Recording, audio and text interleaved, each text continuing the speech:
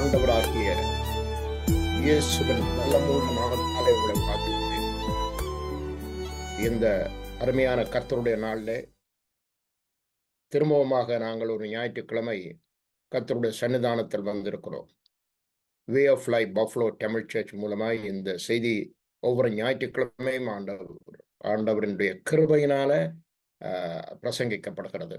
இந்த செய்திகள் அநேகரை சந்திக்கிறது. அநேகருடைய இருதயத்துக்கு ஆறுதலையும் விடுதலையும் சுகத்தையும் சத்தியத்தையும் அறிவையும் கொடுக்கிறபடியால் கர்த்தருக்கு நாங்கள் நன்றி செலுத்துகிறோம். இன்றைய செய்திகள், டுடேஸ் டைட்டில், ஆவிகள் பார்ட் 1 பகுதி 1. பகுதி 2 வருகிற ஞாயிற்றுக்கிழமை திரும்பவும் தொடர்ந்து நாங்கள் தருவோம். இன்று ஸ்பிரிட்ஸ், ஆவிகள் பகுதி 1, spirits part 1. So today we are going to hear the part 1 about the message of spirits, and next Sunday, the following Sunday, we will listen the part 2 about the spirits. இந்த ஆவிகளை குறித்து நாங்கள் கொஞ்சம் அறிந்து கொள்வது மிகவும் அவசியம். காரணம் என்னவென்று சொன்னால், இந்த அறிவு எங்களுக்கு அநேகருக்கு போதாமல் இருக்கிறதை பார்க்கிறோம். இந்த உலகத்தில் வாழ்கிற மனிதர்கள் எல்லாரும் இதோ மாம்சத்திலே வாழ்கிறோம். ஆனபடியால் அவர்கள் நினைக்கிறார்கள் மாம்சத்தோடே எல்லா வாழ்க்கை முடிந்துவிடும். ஆனபடியால் இந்த உலகத்தில் இருக்கும் வரையும் நாங்கள் எல்லா அக்கிரமங்களையும் அநியாயங்களையும் செய்யலாம், எல்லா பாவங்களையும் செய்யலாம், மரித்ததின் பிறகு எங்களுக்கு என்ன தெரிய போகிறது என்று சொல்லுகிறார்கள். ஆனால் உண்மையிலேயே சர்வலோகத்தையும் இயக்கி வருகிறது ஆவி. இந்த ஆவி இல்லாமல் அருமையான கர்த்தருடைய பிள்ளைகளை சர்வலோகத்தில் ஒன்றும் இயங்க முடியாது. அதை குறித்து கொஞ்சம் விபரமாக நாங்கள் இன்று பார்க்க போகிறோம். இந்த ஆவிகள், ஸ்பிரிட்ஸ், இந்த ஆவிகள் கண்ணுக்கு தெரிவதில்லை. ஏன்னா அந்த மாம்ச கண்ணுக்கு தெரிவதில்லை. ஆவிகள் ஆவிக்குரிய கண்களுக்கு தான் தெரியும்.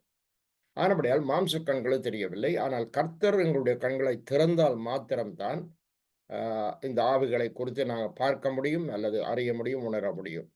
ஆனபடியால் இந்த ஆவிகள் மிக அவசியம். உதாரணமாக மனுஷராகிய நாங்கள் கூட இயங்குவது இந்த ஆவியினால் தான். இந்த ஆவி இல்லாமல் ஒன்றுமே ஃபங்க்ஷன் பண்ணுறதில்லை, ஒன்றுமே நடைபெறுவதில்லை. ஆனபடியே இந்த ஆவிகளை குறித்த ஒரு விவரம் விளக்கம் இருக்க வேணும். அநேகமாக எங்களுடைய வாழ்வு முழுவதும் மாம்சத்திலே ஊறி போயிருக்கிறது, ஃப்ளஷில். ஆகையால் என்னத்தை குடிப்போம், என்னத்தை சாப்பிடுவோம், இன்றைக்கு என்ன சமைப்போம், நாளைக்கு நாங்கள் என்ன செய்வோம், என்னத்தை உடுப்போம், அது நான் தவறு என்று சொல்லவில்லை. மாம்சத்தில் இருக்கும் வரைக்கும் எங்களுக்கு அது தேவைப்படுகிறது. ஆனால் நாங்கள் ஆவி என்றது குறித்து கொஞ்சமும் கரிசனை இல்லாமல், அதை குறித்து கொஞ்சமும் விளக்கம் இல்லாமல் இருப்பதனால இந்த உலகம் மாம்சத்திலே வாழ்கிறது, மாம்சத்திலே எல்லாம் இயங்கிக் கொண்டிருக்கிறது என்று நினைக்கிறார்கள். விஞ்ஞானிகள் அங்கே ஆகாய மண்டலத்துக்குள்ளே கடந்து சென்று சந்திரனுக்குள்ளும் செவ்வாய்க்குள்ளும் அவர்கள் கடந்து சென்று போய் வருகிறதுனால எல்லாம் விஞ்ஞானத்தினால அறிவினால முடியும் என்று நினைக்கிறார்கள். ஆனால் ஆவியினால் தான் எல்லாம் முடியும். ஆவி இல்லாமல் இந்த உலகத்தில் ஒரு வாழ்க்கையே கிடையாது.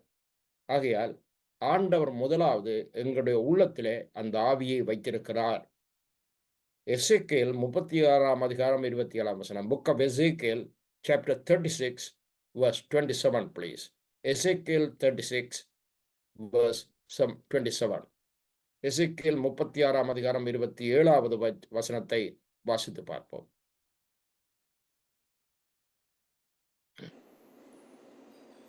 உங்கள் உள்ளத்திலே என் ஆவியை வைத்து உங்களை என் கட்டளைகளில் நடக்கவும் என் நியாயங்களை கைக்கொள்ளவும் அவைகளின்படி செய்யவும் பண்ணுவேன். பாருங்க, உங்கள் உள்ளத்திலே என் ஆவியை வைத்து. அப்படியால் ஆண்டவர் என்ன செய்கிறார் தெரியுமோ, அவருடைய ஆவியை எங்களுக்கு தந்திருக்கிறார். எங்களுடைய உள்ளத்தில் அந்த ஆவியை வைத்திருக்கிறார். ஏனென்று சொல்லி சொன்னால், அந்த ஆவி நமக்குள்ள இருந்தால்தான், கர்த்தர் அந்த ஆவி இருந்தால்தான் அவருடைய கட்டளைகளில் நடக்கவும் ஆண்டவருடைய நியாயங்களை கைக்கொள்ளவும் அவைகளின்படி செய்யவும் பண்ணுவேன். முதலாவது ஒருவன் யோசிக்க வேண்டும், இந்த உலகம் முழுவதும் இயக்கிக் கொண்டது சர்வ வல்லமுள்ள கர்த்தராகிய தேவன். அந்த தேவன் இல்லாமல் உலகத்தில் ஒரு அணவும் அசையாது, ஒன்றுமே ஒருவரும் செய்ய முடியாது. ஆனால் மனிதர்கள் என்ன செய்கிறார்கள், எங்களால் முடியும் என்பதனால் தான் இன்றைக்கு யுத்தங்களையும் கொடுத்த செய்திகளையும், கொலைகளையும், கொள்ளைகளையும், கடத்தல்களையும், அநியாய அக்கிரமங்கள் எல்லாம் நடக்கிறது. காரணம் என்னவென்றால் ஒருவர் கவனிக்கவும் இல்லை, இது எங்களுடைய மாம்சம், எங்களுடைய கட்டித்தனம் என்று சொல்லி செய்து முடிக்கிறார்கள். சில பேர் யுத்தத்தில் வென்று விட்டால் அது தங்களுடைய திறமை என்று அவர்கள் நினைக்கிறார்கள். அதெல்லாம் மாம்சத்துக்குரிய ஒரு காரியம். மாம்சம் அதனுடைய கிரியைகளும் அழியும். ஆவிக்குரிய காரியங்கள் ஒருபோதும் அழியாது. ஆனபடிதான் கிறிஸ்தவ ஜீவியத்தை நாங்கள் ஒரு மாம்சத்துக்குரிய ஜீவியமாய் நினைக்காமல், மாம்சத்திலே நாங்கள் இருந்தாலும் இது ஒரு ஆவிக்குரிய ஜீவியம் என்று பார்க்கிறோம். சபைகள்ல கூட மாம்சத்துக்குரியதுனாலே ஆவிக்குரிய காரியத்தை அடைய முடியாது. மாம்சத்திலே நாங்கள் அலங்கரிப்பதனாலேயோ அல்லது துள்ளுவதனாலேயோ டான்ஸ் பண்ணுவதனாலேயோ அல்லது சத்தம் போடுறதுனாலேயோ அல்லது கவர்ச்சியினாலேயோ நாங்கள் ஆவிக்குரிய காரியத்தை அடைய முடியாது. ஆவிக்குரிய காரியம் வித்தியாசமானது. அது தேவன் எங்களுக்கு தந்த அந்த ஆவி எங்களுடைய உள்ளத்தில் வைத்திருக்கிறது. நாங்கள் அவருடைய நியாயங்களையும் கட்டளையின்படி நடக்கத்தான் அவர் மனிதர்களுக்கு ஆவியை கொடுத்திருக்கிறார். ஆனா மனிதர்கள் ஆவியை ஒரு பொருட்டாக எண்ணாமல் தங்களுடைய மாம்சத்துக்குத்தான் ஒரு பொருட்டாக எண்ணுகிறார்கள். ஆகையால் மாம்சத்தை கவனிக்க வேண்டியது அவசியம் இல்லை என்று நான் சொல்லவில்லை. மாம்சம் தேவனுடைய ஆலயம், சந்தோஷமா மகிழ்ச்சியா பரிசுத்தமா இருக்க வேணும் இல்லை என்று சொல்லவில்லை. ஆனால் ஆவி இல்லாமல் மாம்சம் வேலை செய்யாது. ஆவி இல்லாமல் ஒரு உலகமே இயங்க முடியாது. ஏனென்றால் ஆவி மிகவும் முக்கியம் என்பதை பார்க்கிறோம். அதனாலதான் கிறிஸ்துவுக்குள்ள நாங்கள் வந்த உடனே ஆண்டவர் எங்களுக்கு பரிசுத்த ஆவியை தருகிறார். இந்த பரிசுத்த ஆவியானவருக்கு இன்னொரு பேர் சத்திய ஆவி. இந்த பரிசுத்த ஆவியானவர் எங்களுக்குள்ளே அவர் தருகிறார் என்ன செய்யுமோ, அந்த சத்திய ஆவியானவர் எங்களுக்குள்ள வந்த உடனே பரிசுத்த வேதாகமத்தில் உள்ள சகல சத்தியத்துக்குள்ளும் எங்களை வழி நடத்துகிறார். பைபிள்ல உள்ள சகல வசனங்களிலும் அதில் உள்ள ரகசியங்களையும் எங்களுக்கு சொல்லித்தந்து எங்களை இறைவனை பற்றியும் ஆண்டவரை பற்றியும் இயேசு கிறிஸ்துவை பற்றியும் அவருடைய ரட்சிப்பை பற்றியும் எப்படி நாங்கள் நடக்க வேண்டும் என்பதை பற்றியும் அவர் சொல்லி தருகிறார். Book of John, gospel John chapter 14 verses 16 to 18. யோவான் 14ஆம் அதிகாரம் 16 18 வரை. John gospel chapter 14 verses 16 to 18. வாசிப்போம் 16 18 வரை. நான் பிதாவை வேண்டிக் கொள்ளுவேன், அப்பொழுது என்றென்றைக்கும் உங்களுடனே கூட இருக்கும்படிக்கு சத்திய ஆவியாகிய வேறொரு தேற்றரவாளனை அவர் உங்களுக்கு தந்தருளுவார். உலகம் அந்த சத்திய ஆவியானவரை காணாமலும் அறியாமலும் இருக்கிறபடியால் அவரை பெற்றுக்கொள்ள மாட்டாது. அவர் உங்களுடனே வாசம் பண்ணி உங்களுக்குள்ளே இருப்பதால் நீங்கள் அவரை அறிவீர்கள். நான் உங்களை திக்கற்றவர்களாய் விடேன், உங்களிடத்தில் வருவேன். பாருங்க, இயேசு கிறிஸ்து மரித்து விட்டார், அவரை நம்பி இருந்தோம், அவரும் மரித்து விட்டார், இனி நாங்கள் என்ன செய்வது என்று சொல்லி அநேகர் அங்கே அங்கலாய்க்கிறதை பார்க்கிறோம். எம்மாவுக்கு போன அந்த இயேசு கிறிஸ்து மரித்த அன்று, எம்மாவுக்கு உயிர் தெழுந்த அன்று எம்மாவுக்கு போன சீஷர்கள் தங்களுக்குள்ளே கவலைப்பட்டு கொண்டு போனார்கள். ஆனால் இயேசு கிறிஸ்து தாமே அவர் பக்கத்திலே வழிப்போக்கனை போல நடந்து வருகிறதை நாங்கள் பார்க்கிறோம். அருமையான கர்த்தருடைய பிள்ளைகளே, Jesus spirit, God is spirit, holy spirit, இவள் ஆவியா இருப்பதனால மாம்சத்துக்குரிய நாங்கள் அவருடைய கட்டளைகளின்படி நியமங்கள் நடந்தால் அவரை நாங்கள் அறிய முடியும், பார்க்க முடியும், கேட்க முடியும், உணர முடியும். அதனால அவரை நாங்கள் எப்படியாவது அறிய வேண்டும், அவருக்குள்ளே நாங்கள் வாழ வேண்டும், அவருடைய சத்தியத்துக்குள்ளே பரிசுத்த வேதாகமத்தின் வார்த்தைகளுக்குள்ள வாழ வேணும் என்பதற்காக அவர் பரிசுத்தாவியானவர் நமக்கு தந்திருக்கிறார். ஆனா உலகத்தவர்கள் அதை பெற்றுக்கொள்ள முடியாது. அதாவது உலகம் என்று சொல்லி சொல்லுகிறது ஆண்டவரை தேடாதவர்கள். இப்படி ஒரு ஆவி இருக்கிறது, ஆவிக்கு நாங்கள் கீழ்ப்படிய வேணும், நாங்கள் ஸ்பிரிட்டினால நடத்தப்பட வேணும், ஆவியினால் நடத்தப்பட வேணும் என்று ஏற்றுக்கொள்ளாதவர்கள், முரட்டாட்டம் பண்றவர்கள், அப்படி ஒன்றும் இல்லை என்ற வாக்குவாதம் பண்றவர்களோடு ஒன்றுமே அவர்கள் உணரவும் முடியாது. அவர்கள் மரிக்க மட்டும் அவர்களுக்கு அந்த உணர்ச்சி வராது. ஏனென்றால் ஆவி எங்களுக்கு அவசியமா இருக்கிறது. அப்படித்தான் இயேசு சொல்றார், நான் பிதாவை வேண்டிக் கொள்வேன். அதாவது I will pray the father. அப்ப என்ன என்று சொல்லி சொன்னால், உங்களுடனே கூட இருக்கும்படி சத்தியாவியாகிய வேறொரு தேற்றரவாளனை அவர் உங்களுக்கு தந்தருளுவார். ஆகையால் எங்களுக்குள்ளே ஒரு சத்திய ஆவியாகிய வேறொரு தேற்றரவாளனை தருவார். மனுஷனுக்குள்ளே ஒரு ஆவி இருக்கிறது, ஆவி இருக்கிறபடியே தான் மனுஷன் வாழ்கிறான், மனுஷன் இன்றைக்கு அசைகிறான், மனுஷன் அங்கு இன்றைக்கு எங்களுக்கு இந்த மூச்சு விடவோ அல்லது நாங்கள் மற்ற காரியங்கள் எல்லாவற்றையும் செய்கிறது இந்த உடம்பல்ல, இந்த கை அல்ல, இந்த கால் அல்ல, எங்களுக்குள்ள தரப்பட்ட அந்த ஆவி எங்களை இயற்றுகிறது. இதை ஒருவேளை இந்த நியூரோ சயின்டிஸ்டோ அல்லது மெடிக்கல் ஃபீல்டிலேயோ அல்லது மெடிக்கல் சயின்ஸில் உள்ளவர்களோ இதை ஏற்றுக்கொள்ளாமல் பொடி தான் ஃபங்க்ஷன் பண்ணது, பொடி தான் இது என்றது. ஆனால் இந்த பொடியை இயக்கிறதா, இதுக்குள்ளே இந்த உடம்புக்குள்ளே இருந்து கொண்டு எங்களுக்கு ஒரு வெளிச்சம் போல எங்களை பாதுகாக்கிறவர் யார்? நாங்கள் தாயின் கர்ப்பத்தில் இருந்த பொழுது அந்த கருவுக்குள்ள உயிரை வைத்தது யார்? அருமையான கர்த்தருடைய பிள்ளைகளே, எங்கள் உயிர் பிதாவுக்குள் மறைந்திருக்கிறது என்று வேதம் சொல்லுகிறது. அதற்கு முன்னதாக நாங்கள் இப்பொழுது வாசிப்போம் நீதிமொழிகள் 20ஆம் அதிகாரம் 27ஆம் வசனம். Book of Proverbs chapter 20 verse 27. Book of Proverbs chapter 20 verse 27. மனுஷனுடைய ஆவி கர்த்தர் தந்த தீபமாயிருக்கிறது, அது உள்ளத்தில் உள்ளவை எல்லாம் ஆராய்ந்து பார்க்கும். இப்ப நாங்கள் முதல் பார்த்தோம், எங்களுக்கு சத்தியாவியாகிய வேறொரு தேற்றவாளன் தந்திருக்கிறார். அவர் சகல சத்தியத்துக்குள்ளும் எங்களை வழி நடத்துவார். ஒரு ஆவியை தந்திருக்கிறார். அவர் எங்களுக்கு இதுதான் வழி என்று காண்பித்து தருகிறார். அடுத்தது இங்கே நாங்க பார்க்கிறோம், மனுஷன் எங்களுக்கு தந்த ஆவி, அதாவது மனுஷனுடைய ஆவி, தேவன் தந்த தீபம், அதாவது வெளிச்சம். எங்களுக்குள்ளே தேவன் தந்த அந்த ஆவி வந்து எங்களுக்குள்ள வெளிச்சமா இருக்கிறது. எங்களுடைய நரம்பு நாளங்களிலும், எங்களுடைய நியூரோன்ஸிலும், எங்களுடைய போன்ஸில், எங்களுடைய ஃப்ளஷில், மெரோவில், ஸ்கின்னில், எங்கும் அந்த ஆவியினுடைய அசைவு இருக்க வேண்டும். இல்லாவிட்டால் அதை நாங்கள் ரிஜெக்ட் பண்ணினோமா இருந்தால் மாம்சம் தனியே இயங்க முடியாது. அது ஒருவேளை மாம்சம் தனியே இயங்கிக் கொண்டிருந்தாலும் கொஞ்ச காலத்திலே அது அழிந்துவிடும். அந்த ஆவி இல்லாமல் ஒரு வெற்றிகரமான சக்சஸ்ஃபுல் லைஃப் வாழ முடியாது. ஆகையால் மனுஷனுடைய ஆவி கர்த்தர் தந்த தீபம், அதாவது the spirit of man is the candle of the Lord. அப்ப எங்களுக்குள்ளே இருக்கிற அந்த ஆவி எங்களுக்கு வெளிச்சம். நாங்கள் மூச்சு விடுகிறோம், நாங்கள் அசைகிறோம், எங்களுக்குள்ள ஒரு தீபம் இருக்கிறது, ஒரு லைட் எரிந்து கொண்டிருக்கிறது. அது என்ன செய்கிறது என்று சொன்னால், மனுஷனுடைய மாம்சத்திற்குரிய காரியத்தை மாம்சத்தின் உலகம் அறிந்து கொண்டிருக்கும். ஒருவேளை இந்த பிளட்ல அது குறைஞ்சிட்டுது, அல்லது பேங்க்ரியாஸ் வந்து இன்சுலினை சுரக்கிறதுல கொஞ்சம் கூடுதலாக சுரக்கிறது அல்லது குறைகிறது, அல்லது பேங்க்ரியாஸ் ஒர்க் பண்ணாமல் போயிட்டுது, கிட்னிஸ் ஃபங்க்ஷன் பண்ணவில்லை, ஹார்ட் ஃபங்க்ஷன் பண்ணலை, லங்ஸ் ஃபங்க்ஷன் பண்ணல என்று சொல்லி அது மாம்சத்துக்குரிய விலை, மாம்சத்துக்குரிய காரியத்தில் அறிப்பார்கள். ஆனால் அதுக்குள்ள மர்மமாக ஒன்று இருக்கிறது, தேவன் அந்த தீபம். அது இருந்தால் அந்த தீபம் அது எங்களுடைய அவயவங்கள் எல்லாவற்றிலும் அது அசைவாடி வெளிச்சத்தை கொடுக்கிறது. கால், கை, சரீரம் முழுவதுக்கும் வெளிச்சத்தை கொடுக்கிறது, மனதுக்கு வெளிச்சத்தை கொடுக்கிறது, பிரெயினுக்கு வெளிச்சத்தை கொடுக்கிறது. ஆகையால் மனுஷனுடைய ஆவி கர்த்தர் தந்த தீபம், அதை நாங்கள் மறந்து விடக்கூடாது. அவையில் எங்களுக்குள்ள ஸ்பிரிட் இருக்கிறது, அது உயிர். அந்த உயிர் வந்து தேவன் தந்த தீபம் என்பதை மறந்து விடக்கூடாது. இன்னொரு காரியத்தை நாங்கள் மறந்து விடக்கூடாது, எங்களுடைய உயிர் பிதாவுக்குள் மறைந்திருக்கிறது. யாருக்கு பிதாவுக்குள் மறைந்திருக்கின்ற, யாரோடு கூட தெரியுமா? இயேசு கிறிஸ்துவோடு கூட பிதாவுக்குள் மறைந்திருக்கிறது. எங்களுடைய உயிர், எங்களுடைய ஜீவன், தேவன் தந்த தீபம், தேவன் தந்த ஆவி அங்கே எங்கே மறைந்திருக்கிறது என்று சொன்னால் பிதாவுக்குள் மறைந்திருக்கிறது. பிதாவிடத்தில் ஏராளமான ஆவிகள் உண்டு, அவரிடத்தில் ஆவிகள் தாராளமாய் உண்டு என்று வேதம் சொல்கிறது. ஆகையால் தான் உலகம் முழுவதும் அவர் ஆவிக்குரிய காரியத்தினால ஆவியிலே தான் ஆண்டு கொண்டிருக்கிறார் ஒழிய அவர் மாம்சத்தில் ஆளையில. ஆகையால் அதை குறித்து வாசிப்போம். Colossian chapter 3 verses 1 to 4.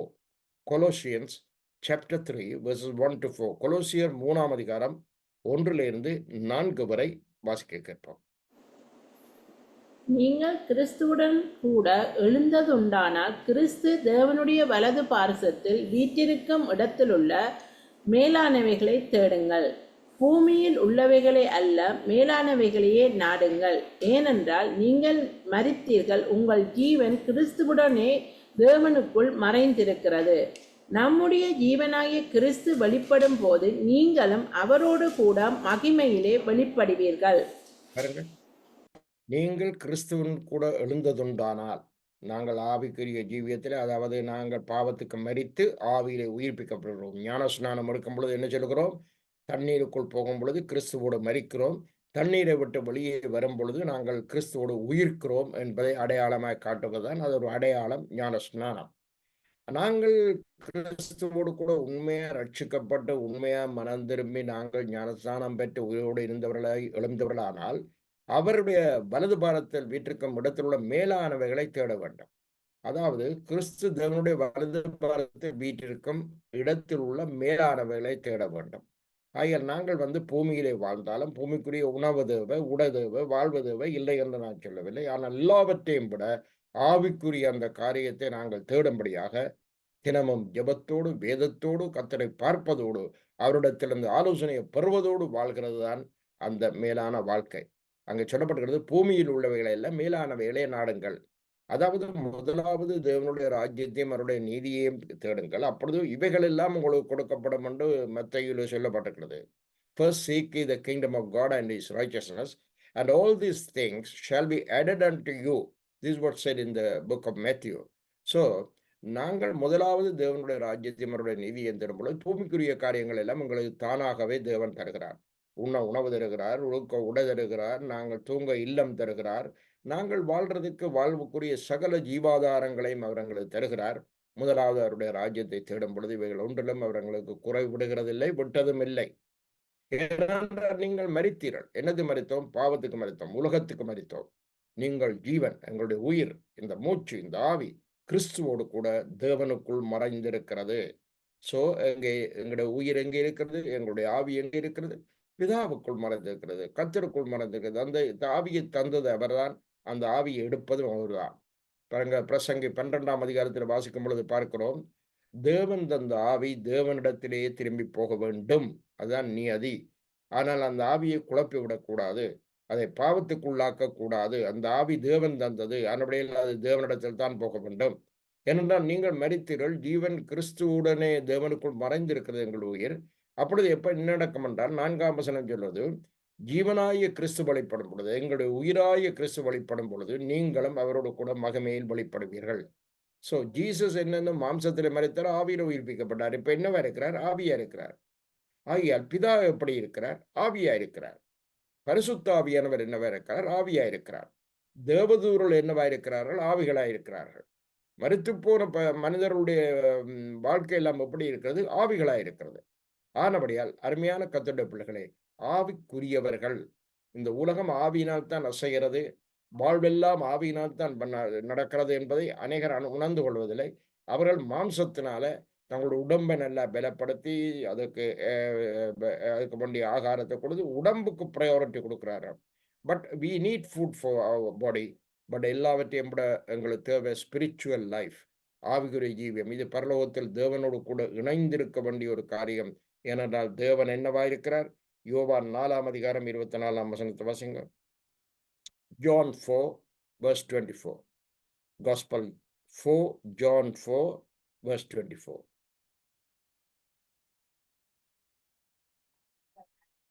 யோவான் 4:24.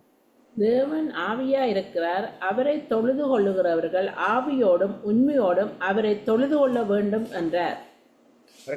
God is a spirit. அதை மறந்துடக்கூடாது. God is not flesh. Heaven is not a fleshly kingdom, spiritual kingdom. All those things are in heaven are spirits. So here also in this world there are spirits moving all over the places, but invisibly. But you can see all the flesh invisible. So even though we live in visibility, but we are not pertaining the visibility, we are looking for the invisibility because we are invisible. அருமையான கர்த்தருடைய பிள்ளைகளே, தேவன் ஆவியா இருக்கிறார், அவரை தொழுது கொள்வரோடு ஆவியோடும் உண்மையோடும் அவரை தொழுது கொள்ள வேண்டும். So when we worship, how do we worship God? மாம்சத்திலே பாட்டை பாடி, மாம்சத்திலே துள்ளி குதித்து, மாம்சத்திலே நாங்கள் ஆனந்த சந்தோஷமா இருப்பதில்லை. ஆவியில முழு இருதயத்தோடு, முழு மனதோடு, முழு பலத்தோடு, முழு ஜபத்தோடு ஆண்டவரை நாங்கள் தொழுது கொள்ள வேணும். தொழுது கொண்டால் அதுதான் ஸ்பிரிச்சுவல் லைஃப். ஸோ இன்றைக்கு most of the churches, most of the congregation, Christian congregation மாம்சத்துக்கு தான் முதலாவது காரியம். அந்த நீங்கள் பார்த்தால் தெரியும், எது மாம்சத்துக்குரிய தொழுது கொள்கிறார்கள், வேர்ஷிப் பண்றார்கள், எது ஆவியில வேர்ஷிப் பண்றார்கள் என்று நீங்கள் பார்த்தால் தெரியும். அது உங்களுடைய பார்வையில தெரியும். ஸோ மாம்சத்துக்குரிய காரியம் என்ன செய்யும்? மாம்சத்தை அட்ராக்ட் பண்ணும். அதாவது மாம்சத்தில் நீங்கள் செய்கிற ஒவ்வொரு காரியமும் மாம்சத்தில் உள்ளவர்களே தன் பக்கமாக இழுக்கும். உதாரணமாக சினிமாவை பார்க்கிறோம். சினிமாவில் ஒரு நல்ல படங்கள் வந்து விட்டால் எல்லாரும் அந்த தியேட்டரில் நிரப்பி விடுவார்கள். அங்கே எல்லா டெலிவிஷனு முன்னால எல்லாம் நிற்பார்கள். 30-40 தடவை என்று படங்களை பார்ப்பார்கள். காரணம் என்னென்றால் அவர்கள் மாம்சத்திலே ஆக்ட் பண்றார்கள், மாம்சத்துக்குரியவர்களை இழுக்கிறார்கள், மாம்சத்துக்குரியவர்கள் அதிலே மாம்சத்திலே லயித்து போகிறார்கள். But what are the spiritual meaning? ஆவிக்குரிய காரியத்தை உள்ளவன் ஆவிக்குரிய காரியத்தில் ஈடுபடுவான், ஆவியிலே உள்ள தேவனோடு ஆவியோடும் உண்மையோடு ஜெபிப்பான், ஆவியிலே நிறைந்திருப்பான், ஆவியிலே நிறைந்து எப்பொழுதும் தன்னுடைய வீட்டையும் தன்னையும் தனக்கு உண்டானவைகளையும் ஆவிக்குள்ளாக பாதுகாத்துக் கொள்வான். ஆகையால் அருமையான கர்த்தருடைய பிள்ளைகளே, இதோ தேவன் ஆவியா இருக்கிறார். நம்முடைய அவர் வர்ஷிப் பண்றவர்கள் ஆவியோடு தொழுது கொள்ளணும். அவர் எங்களுக்குள்ள ஆவியை தந்திருக்கிறார். அது எங்களுக்குள்ள ஒரு தீபமா இருக்கிறது. அது மாத்திரமல்ல, இந்த ஆவியினால் எவன் நடத்தப்படுகிறானோ அவன் தான் தேவனுடைய புத்திரன். Whosoever guided by the Holy Spirit, they are the children of God. They are the daughters and sons of God. ஆவியினால் நடத்தப்படும்படி எங்களுக்குள் தீபம் தந்திருக்கிறார். அதை விட பரிசுத்த ஆவியானவரை தந்திருக்கிறார், சத்திய ஆவியானவரை. அவர் எங்களுக்குள்ளே இருந்து கொண்டு எங்களுடைய ஆவியோடு சேர்ந்து, அவர் மாம்சத்தோட ஆவியோடு சேர்ந்து இந்த மாம்சத்தை அவர் நடத்துகிறார். நம்முடைய ஆவிக்குரிய ரீதியிலே எப்படி பார்க்கணும், எப்படி சிரிக்கணும், எப்படி பேசணும், எப்படி நாங்கள் சம்பாஷிக்க வேணும், எப்படி நாங்கள் சிந்திக்க வேணும் என்றெல்லாம் அந்த பரிசுத்த ஆவியானவர் தான் சொல்லுவார். நாங்கள் மாம்சத்தில் ஏதாவது ஒரு தவறுகளை செய்ய போகிறோம் என்றால், அல்லது செய்ய நினைத்தால், இந்த ஆவியானவர் உள்ளுக்கிருந்து எங்களுடைய ஆவியோடு சேர்ந்து உணர்த்துவார். உள்ளத்தில் உள்ள எல்லாவற்றையும் ஆராய்ந்து அவர் காண்பிப்பார். இதோ திஸ் இஸ் ராங், இதை செய்ய வேண்டாம், அது இஸ் ரைட், அது செய்ய வேணாம் அப்படின்னு சொல்லுவார். ஆகையால் அருமையான கர்த்தருடைய பிள்ளைகளே, ஆவியினாலே நடத்தப்பட தேவன் ஆவியை எங்களை ஆவிக்குள்ளாக்கி, நாங்கள் ஒரு ஆவிக்குரியவர்கள், மாம்சத்தை இந்த உலகத்தில் வாழ்றதற்காக தந்திருக்கிறார். அது வெளிச்சமா இருக்கிறது, தேவன் ஆவியா இருக்கிறார். ஸோ கனெக்ட் பண்ணி பாருங்க. God is spirit, we are spirits, and the Holy Spirit, everything is spirit. இதுதான் உண்மையான government of God. This is what God wants. ஆனபடியில் அருமையான கர்த்தருடைய பிள்ளைகளை, இதைத்தான் நாங்கள் கவனித்துக் கொள்ள வேணும். உதாரணமாக எங்களுடைய பொடியை நாங்கள் பார்க்கும் பொழுது வாசிங்க 1 Corinthians chapter 15 verses 44 to 50. 1 Corinthians chapter 15 verses 44 to 50. 1 கொரிந்தியர் 15ஆம் அதிகாரம் 44 50 வரை. 1 கொரிந்தியர் 15ஆம் அதிகாரம் 44 50 வரை. ஜென்ம சரீரம் விதைக்கப்படும், ஆவிக்குரிய சரீரம் எழுந்திருக்கும். ஜென்ம சரீரமும் உண்டு, ஆவிக்குரிய சரீரமும் உண்டு. அந்தப்படியே முந்தின மனுஷனாகிய ஆதாம் ஜீவாத்மா ஆனான் என்றெழுதியிருக்கிறது. பிந்தின ஆதாம் உயிர்ப்பிக்கிற ஆவியானவர். ஆகிலும் ஆவிக்குரிய சரீரம் முந்தினது அல்ல, ஜென்ம சரீரமே முந்தினது, ஆவிக்குரிய சரீரம் பிந்தினது. முந்தின மனுஷன் பூமியில் உண்டான மண்ணானவன், இரண்டாம் மனுஷன் வானத்திலிருந்து வந்த கர்த்தர். மண்ணானவன் எப்படிப்பட்டவனோ மண்ணானவர்களும் அப்படிப்பட்டவர்களே. வானத்துக்குரியவர் எப்படிப்பட்டவரோ வானத்துக்குரியவர்களும் அப்படிப்பட்டவர்களே. மேலும் மண்ணானவனுடைய சாயலை நாம் அணிந்திருக்கிறது போல வானவருடைய சாயலையும் அணிந்து கொள்ளுவோம்.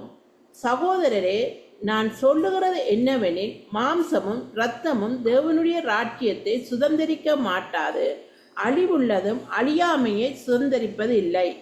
50வது வசனத்தை கவனமாக கேளுங்கள். சகோதரரே, நான் சொல்லுகிறது என்னவென்றால், மாம்சமும் இரத்தமும் தேவனுடைய ராஜ்யத்தை சுதந்திரிக்க மாட்டாது.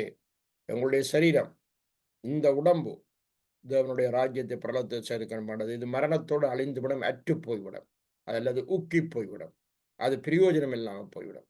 ஆனால் மாம்சமும் இரத்தமும் தேவனுடைய ராஜ்யத்தை சுதந்திரிக்க மாட்டாது. என்னடா, இது அழிவு உள்ளது, அழியாமையை சுதந்திரிக்க மாட்டாது.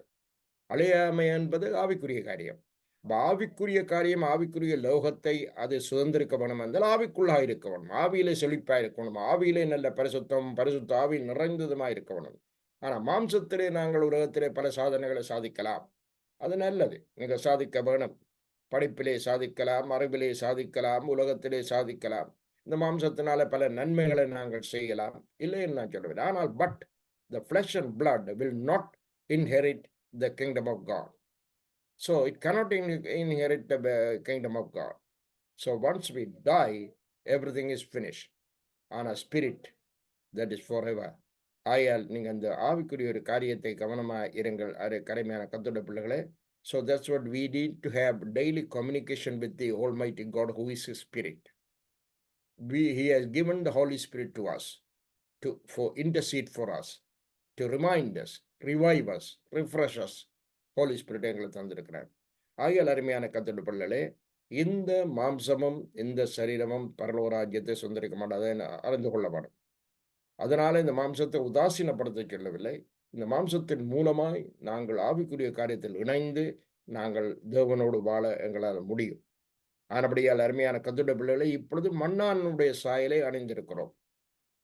அதாவது இப்பொழுது நாங்கள் ஒரு மண்ணுக்குரிய சரீரம். மண்ணிலிருந்து வந்தோம், மண்ணுக்குத்தான் எல்லாரும் போக போறார். ஒருவர் எந்த மதத்தைச் சேர்ந்தவர்களா இருந்தாலும், எந்த பெரியவரா இருந்தாலும், சிறியவரா இருந்தாலும், மண்ணிலிருந்து வந்தவர்கள் மண்ணுக்குத்தான் போவார்கள்.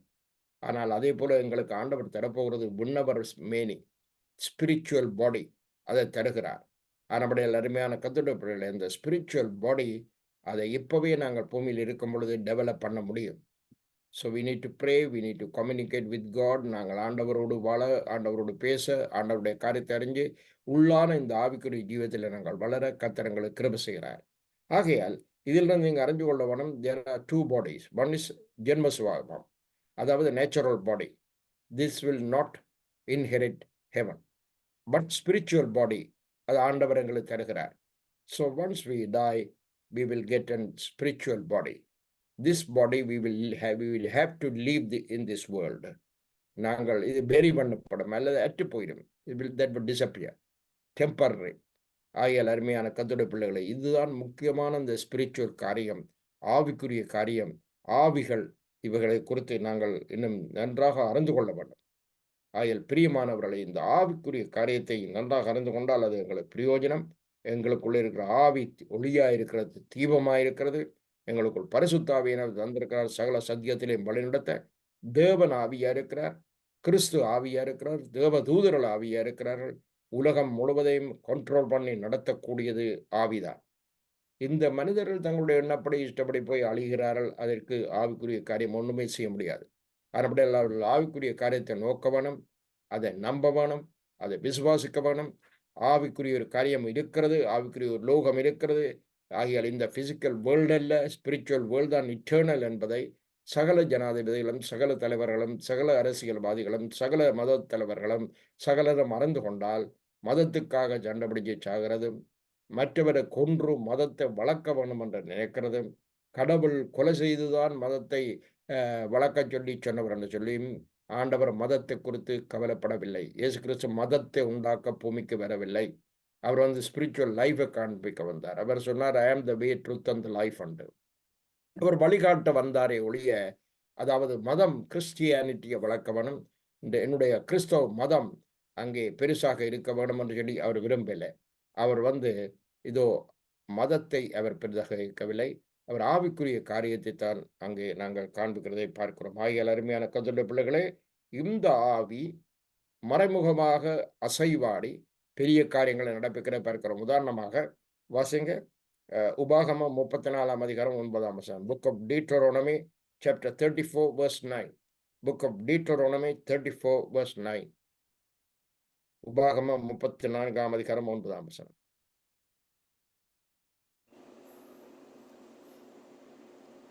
மோசே நூனின் குமாரனாகிய யோசுவாவின் மேல் தன் கைகளை வைத்தபடியினால் அவன் ஞானத்தின் ஆவியினால் நிறையப்பட்டான்.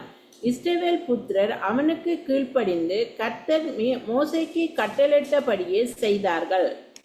இந்த ஜோஷுவா இந்த ஞானத்தை பெறவனுமாய் இருந்தால் ஒரு ஆவியினால் அவன் நிரப்பட வேணும். அந்த ஆவி யாரிடம் இருந்தது என்றால் மோசையிடம் இருந்தது.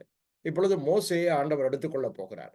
ஆகியால் மோசையை எடுத்துக்கொள்ளப்படக்க முதல் அவர் சொன்னார், நீ ஜோஷுவா மேலே உன் கைகளை வை, ஏனென்றால் உன்னுடைய ஆவி அவன் மேலே அங்கே இம்பார்ட்டேஷன் அவனுக்குள்ளே போக வேணும்.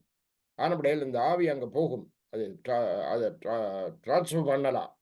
ஆனபடியா மோசே நூனின் குமாரனாகிய யோசுவாவின் மேல் தன் கைகளை வைத்தபடியினால் மோசே அவன் ஞானத்தின் ஆவியினால் நிறையப்பட்டான். இஸ்ரவேல் புத்திரர் அவனை கீழ்ப்படிந்து கர்த்தர் மோசையை கட்டளையிட்டபடியே செய்தார்கள். அப்போ இதுவரையும் ஜோஷுவா மோசையை ஃபாலோ பண்ணி கொண்டிருந்தான். எப்படி ஃபாலோ பண்ணி கொண்டிருந்தாங்கன்னா, மோசையினுடைய ஃபிசிக்கல் ஆக்டிவிட்டிஸ் அவன் பார்க்கல, ஸ்பிரிச்சுவல் ஆக்டிவிட்டிஸை பார்ப்பதற்காக மோசே எங்கே போனாலும் ஜோஷுவா பின்னால் போனான். மோசே சீனாய் மலையில் இருந்த நேரமெல்லாம் அவன் சீனாய் மலை அடிவாரத்திலே அங்கே காத்திருந்தான். ஜோஷுவா எப்படியாவது மோசையினுடைய அந்த ஸ்பிரிட், அந்த ஆவியை தான் பெற்றுக்கொள்ள வேணும் என்று சொல்லி விரும்பினான். அதனால ஒரு நல்ல லீடரை அவன் தேர்ந்தெடுத்தான். அந்த நல்ல ஒரு ஊழியக்காரனை பின்னாலே அவன் ஃபாலோ பண்ணினான். அதனால இப்போ ஆண்டவர் சொல்றாரு, உன்னுடைய ஸ்பிரிட்டை அவன் மேலே இறக்கி விடண்டு. அப்போ ஜோஷுவாவின் மேல் மோசே கைகளை வைத்த பொழுது மோசைக்கு இருக்கிற ஸ்பிரிட் எங்கே போனது? அங்கே ஜோஷுவாக்குள்ள போனது. அப்போ மோசைக்கு இருந்த அந்த ஞானம், அந்த அறிவு, அந்த பெலன் எல்லாம் ஜோஷுவாக்குள்ள வந்ததுனால ஜோஷுவா அவனோட இடத்தை பெற்று அவன் ஒரு லீடராக அங்க வர்றதை பார்க்கிறோம். ஆகையால் அருமையான கர்த்தருடைய பிள்ளைகளே, இந்த ஆவி எப்படி அங்கே பாய்கிறது, எப்படி கொடுக்கப்படுகிறது, எப்படி நடக்கிறது என்பதை குறித்து நாங்கள் இப்பொழுது பார்த்தோம். So spirits can be important to others. அது ஜம்ப் பண்ணும், அது போகும், எங்கேயும் போகலாம். என்றால் ஆவி மிகவும் அவசியமாயிருக்கிறதை நாங்கள் பார்க்கிறோம். இங்கே தீமோத்தேயுக்கு பவுல் அப்போஸ்தலன் ஒரு காரியத்தை சொல்றார். அதை நாங்கள் பார்ப்போம். வாசிங்க 2 தீமோத்தேயு 1 அதிகாரம் 6 7 வசனம். 2 Timothy chapter 1 verses 6 and 7. 2 தீமோத்தேயு 1 அதிகாரம் 6 7 வசனம். verses 6 and 7.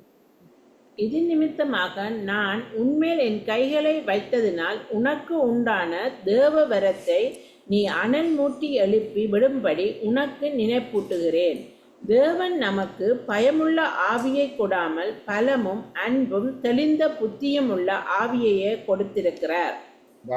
பவுல் அப்போஸ்தலன் சொல்றான் தீமோத்தேயுக்கு, நான் உன்மேல் கைகளை வைத்ததுனால உனக்குண்டான தேவ வரத்தை அனல் மூட்டி எழுப்பிவிடு. அப்ப என்ன நடந்தது? பவுலுக்குள்ள அங்க வந்து அவன் மேலே பாய்ந்தது. பவுலுக்குள்ள இருந்த ஆவி அங்கே வந்ததுனால அவன் என்ன செய்தான்? அந்த தேவ வரத்தை தட்டிவிடும்படி அங்கே சொல்லுகிறான். பவுலுக்குள்ள இருந்த அந்த ஆவி அவன் கைகளை வைத்ததுனாலே தீமோத்தேயுக்குள்ளே அங்கே பாய்ந்து போனதை பார்க்கிறோம். ஆகையால் அருமையான கர்த்தருடைய பிள்ளைகளை பாருங்க, அந்த ஸ்பிரிட் எப்படி ஒரு இடத்திலிருந்து ஒரு இடத்துக்கு கொடுக்க முடியும், அதை பெற்றுக்கொள்ளவும் முடியும். வேற தேவையில்லாத ஸ்பிரிட்டுகள் எங்களுக்குள்ளேயும் வரக்கூடும். அதை நாங்கள் காட் பண்ணி ப்ரொடெக்ட் பண்ணி கொள்ள வேணும். ஆண்டவருடைய ஆவியில இருந்து கொள்ள வேணும்.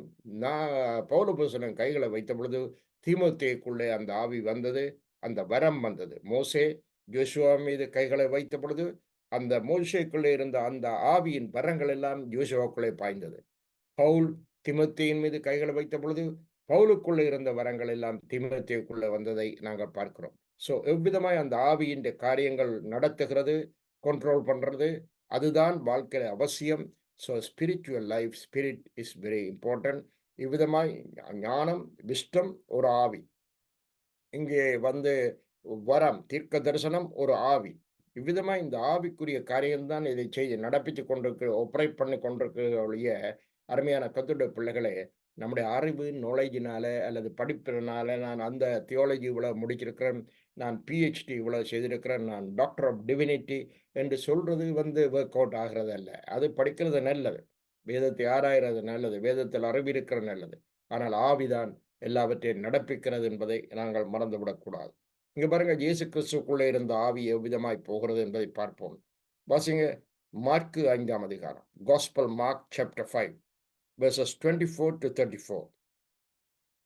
Mark chapter 5 verses 24 to 34. Mark 5 24 34 வரை. அவர் அவனோடு கூட போனார். திரளான ஜனங்கள் அவருக்கு பின் சென்று அவரை நெருக்கினார்கள்.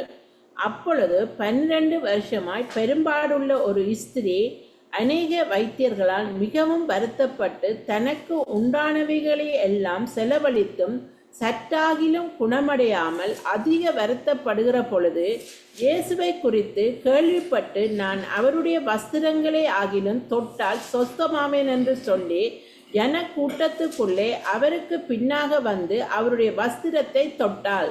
உடனே அவளுடைய உதரத்தின் ஊறல் நின்று போயிட்டு அந்த வேதனை நீங்கி ஆரோக்கியம் அடைந்ததை அவள் தன் சரீரத்தில் உணர்ந்தாள்.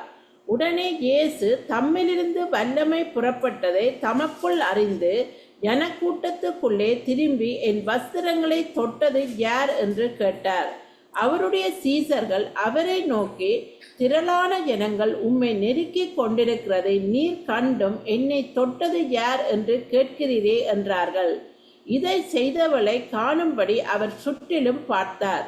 தன்னிடத்திலே சம்பவித்ததை அறிந்த அந்த ஸ்திரியானவள் பயந்து நடுங்கி அவர் முன்பாக வந்து விழுந்து உண்மையெல்லாம் அவருக்கு சொன்னாள். அவர் அவளை பார்த்து, மகளே, உன் விசுவாசம் உன்னை ரட்சித்தது, நீ சமாதானத்தோடே போய் உன் வேதனை நீங்கி சுகமாயிரு என்றார். இதிலிருந்து நாங்கள் பார்க்கக்கூடிய பாருங்கள், 13 வருஷமா இவள் வேதனையோடு மிகுந்த கஷ்டப்பட்டு துன்பப்பட்டு கொண்டிருந்தாள். இவளுக்கு இவ்விதமான ஒரு வியாதி அவளை வேதனைப்படுத்தி கொண்டிருந்தது. இயேசு வருகிறார் என்று கேள்விப்பட்ட உடனே அவள் மெல்லமாய் ஜனக்கூட்டங்களுக்குள்ளே போய் எப்படியாவது நெருக்கத்தை எல்லாம் தாண்டி அவள் போய் இயேசுவின் வஸ்திரத்தில் ஓரத்தை தொட்டாள். தொட்டதும் ஒரு வல்லமை அவளுக்குள்ளே வந்தது. அவள் அதிலே நம்பிக்கை வைத்திருந்தால் இந்த வஸ்திரத்தை தொட்டால் எனக்கு விடுதலை கிடைக்கும் என்று வல்லமை புறப்பட்டது. அவளுடைய வியாதி உடனடியாக குணமாக்கப்பட்டது.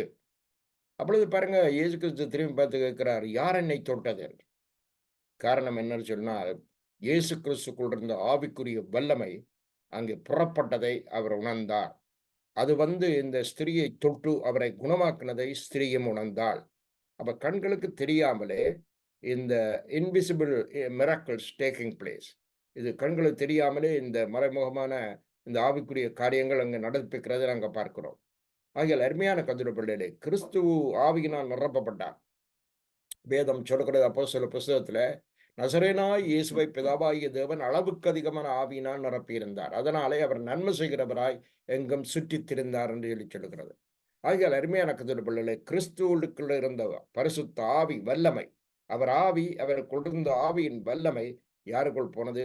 அங்கே இந்த ஸ்திரீ, பெரும்பாடுள்ள ஸ்திரீக்குள்ளே போனது.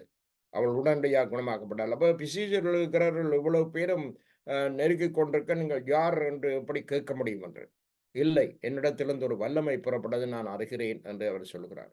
ஸோ அந்த வல்லமை எங்கே போனது? வஸ்திரத்தில் போனது. மனிதர்களுக்குள்ள மாத்திரமல்ல, வஸ்திரங்களுக்குள்ளேயும் அந்த வல்லமை புறப்பட்டதை பார்த்து ஆச்சரியப்பட வேண்டியிருக்கிறது. என்னுடைய சொன்னால் ஸ்பிரிச்சுவல் பவர் அவ்வளோ ஒரு பவர்ஃபுல்லாக இருக்கிறது.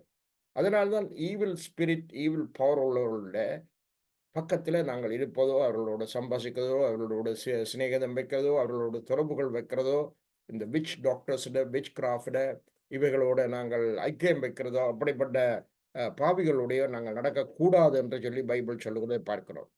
பாருங்க, சங்கீதம் 1ஆம் அதிகாரம் சொல்லுகிறது, துன்மார்க்கருடைய ஆலோசனை நடமாமலும், பாவிகளுடைய வழியில் நில்லாமலும், பரியாசக்கார உட்காரும் இடத்தில் உட்காராமலும். அதன் அர்த்தம் ஏன் அவர் சொன்னவர்களால், துன்மார்க்கரோடு நீங்கள் இருந்தால் துன்மார்க்க ஆவி உங்களுக்குள் வரும், பாவிகளோடு நீங்கள் இருந்தால் பாவத்தின் ஆவி உங்களுக்குள் ஜம்ப் பண்ணும். இதோ பரியாசக்காரர் இருந்தால் நீங்களும் அந்த பரியாச ஆவியினால் நிரப்பப்படுவீர்கள். அதனாலதான் அவர் சொல்றார், இந்த ஆவிக்கு அந்த பவர் இருக்கிறது. ஐயால் துன்மார்க்கமான வேலை செய்கிறதும் அசுத்தாவிகள், பாவத்தின் வேலைகளை செய்கிறதும் அசுத்தாவிகள், பரியாசம் பண்ணுகிறதும் அசுத்தாவிகள். இது எங்களுக்குள்ள ஜம்ப் பண்ண பார்க்கும். ஆகியால் அருமையான கத்தெடுப்பட்டுகளே, இதனால இப்படிப்பட்ட காரியங்களில் கவனமாக இருக்கிறோம். இப்போ சில வேளையில் சில ஆட்கள் வீடுகளுக்கு வந்துட்டு போனால், அல்லது எங்களுடைய வீடுகளில் தங்கிட்டு போனால், ஒரு வித்தியாசமான உணர்வுகள், வித்தியாசமான சம்பவங்கள் அந்த வீடுகளில் நடக்க ஆரம்பிக்கும்.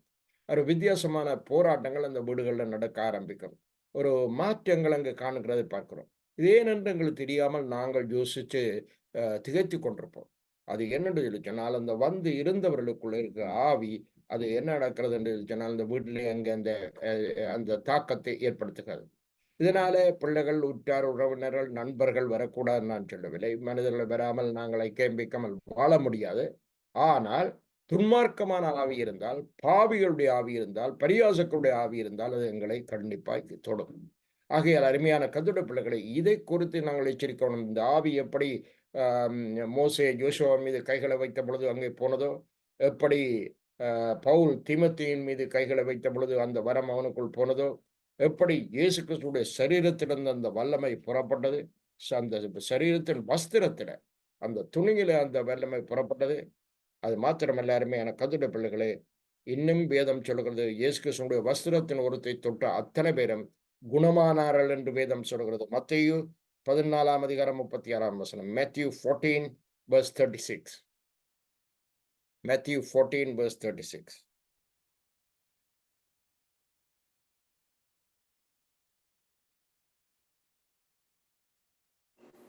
அவருடைய வஸ்திரத்தின் ஓரத்தை ஆகிலும் அவர்கள் தொடும்படி உத்தரவாக வேண்டுமென்று அவரை வேண்டிக் கொண்டார்கள். தொட்ட யாவரும் சொஸ்தமானார்கள்.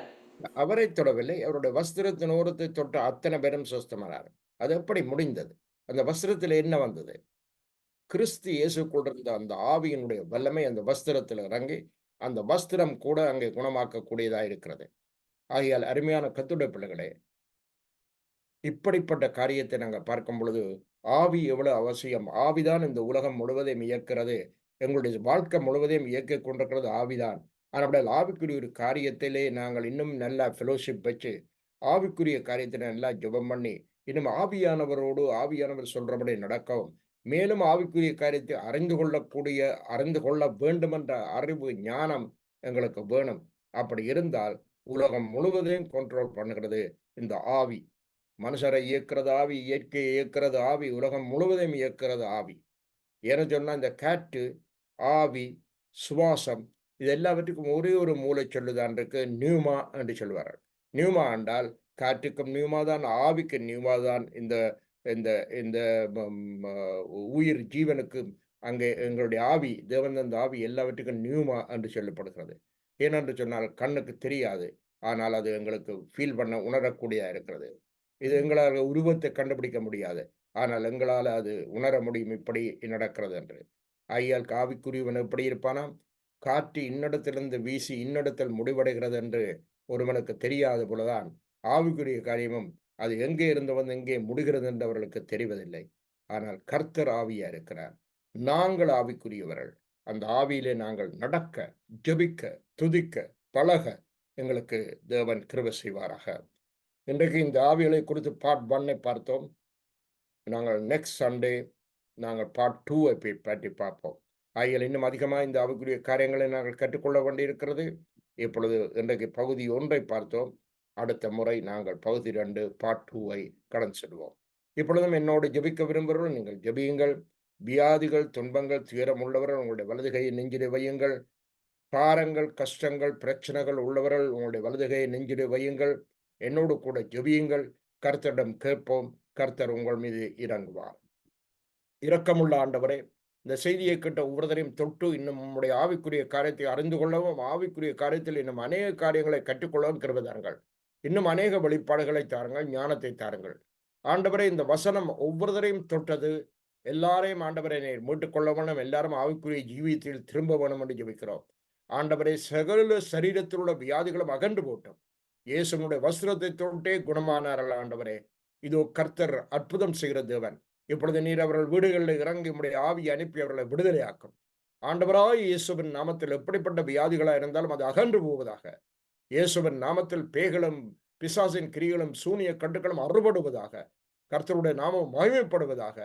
ஆண்டவரை, எல்லா வீடுகளிலும் பிரசன்னம் வெளிச்சம் இறங்குவதாக. கிருபை எங்களை தாங்குவதாக. ஆண்டவர் நம்முடைய ஆவியினாலே எங்களை வழிநடத்தும். நாங்கள் நம்முடைய புத்திரரும் புத்திரிகளுமா இருக்க கிருபை தாருங்கள். தொடர்ந்தும் ஆண்டவர் நம்முடைய கிருபைகள் எங்கள் எல்லாரையும் ஒப்புக் கொடுக்கிறேன். இந்த செய்தியை கேட்டவர்களை, இந்த ஜெபத்தில் பங்கெடுத்த ஒவ்வொருவரையும் ஆசீர்வதியும். அவருடைய தேவைகள் சந்திக்கப்படுவதாக, தடைகள் நீங்குவதாக. அவருடைய முயற்சிகளில் அவர்கள் வெற்றி பெறுவார்களாக. சமாதானத்தின் தேவன் கூட இருப்பாராக. இயேசுவின் நாமத்தினாலே ஆசீர்வதிக்கவே ஆசீர்வதித்து நன்றியுள்ள மனதோடு ஜெபிக்கிறோம் எங்கள் நல்ல பிதாவே. ஆமேன். ஆண்டவர் உங்களை ஆசீர்வதிப்பாராக. திரும்பவும் ஒரு செய்தியோடு வருகிற ஞாயிற்றுக்கிழமை நாங்கள் சந்திப்போம். God bless you. Take care.